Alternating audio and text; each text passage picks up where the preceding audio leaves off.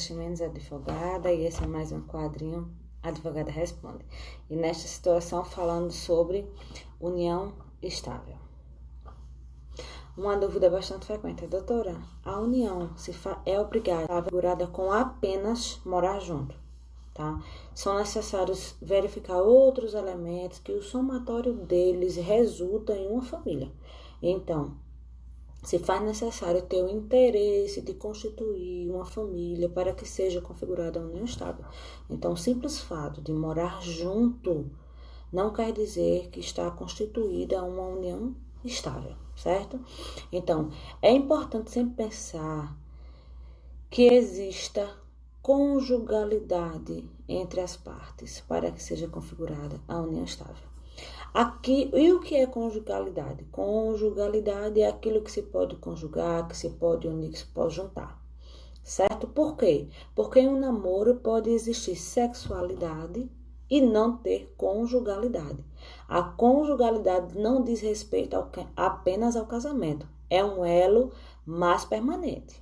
Ainda nessa toada, de acordo com a súmula 382 do STF, é possível o reconhecimento da união estável, mesmo que as pessoas não morem debaixo do mesmo teto, tá? Muitos casais resolvem ter a união, têm a conjugalidade, mas resolvem cada um morar no seu lugar. Então, mesmo assim, mesmo morando em teto separado, de acordo com essa súmula que eu acabei de falar, pode ser configurada a união estável.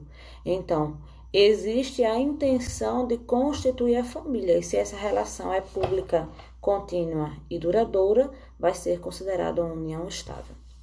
Ainda falando sobre união estável, não é exigido o registro formal da existência dessa união, para que ela seja reconhecida.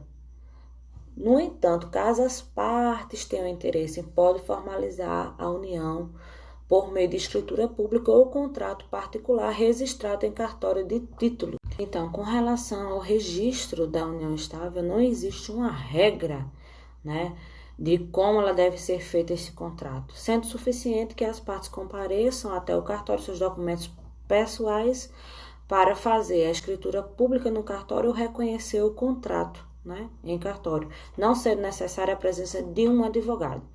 Mas, se for um contrato, geralmente se utiliza o advogado.